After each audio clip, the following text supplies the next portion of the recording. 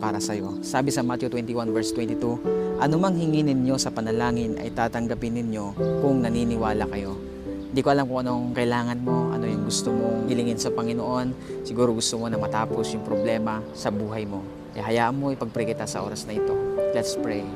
Father God in heaven, in the name of Jesus, with the power of the Holy Spirit. Panginoon, salamat po sa mga oras na ito. Kasama po ang aking kapatid na nasa kabilang screen, Panginoon, upang manalangin sa inyo.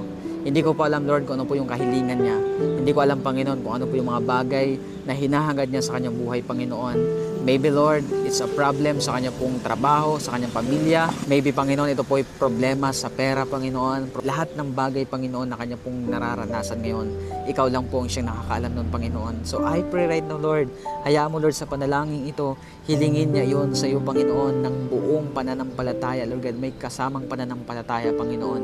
Naniniwala po ako, Lord, sabi salita mo, Panginoon, anumang hilingin namin sa panalangin, Panginoon, O God, ay tatanggapin namin iyon kung kami ay naniniwala. Kung kami lamang ay sasampalataya, gagawin mo, Panginoon, kung ano po yung inihiling namin, Lord God, according to your will. Gayon din sa taong ito, Panginoon. Alam mo po, Lord, kung ano po yung gusto niya mangyari. Gusto niya, Panginoon, matapos na yung problema sa buhay niya. Gusto niya, Panginoon, O God, mawala na lahat ng kabigatan. Magkaroon siya ng kapayapaan sa kanyang puso. Lord, ikaw pong nakakita niyan. Alam mo po kung ano yung mga bagay na hinahangad niya, Panginoon. Matagal niya na itong pinapanalangin sa inyo.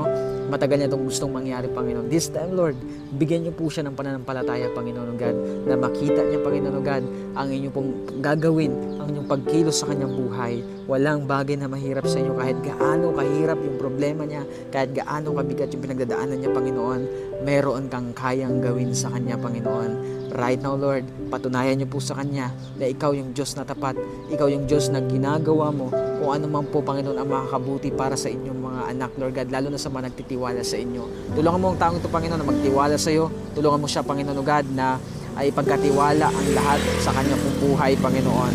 Dalangin ko po, Lord, sa mga sandaling ito na siya po, Panginoon God, ay magpakumbaba at gawin ang kalooban mo, Panginoon, at ilagak sa inyo, Panginoon, lahat ng kanyang mga alalahanin sa buhay.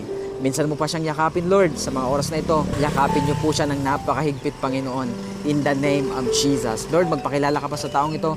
Hayaan mo, Lord, patuloy niya makilala ka sa kanya pong buhay. Maraming salamat, Panginoon. We glorify your name in Jesus' name. Amen and amen. So,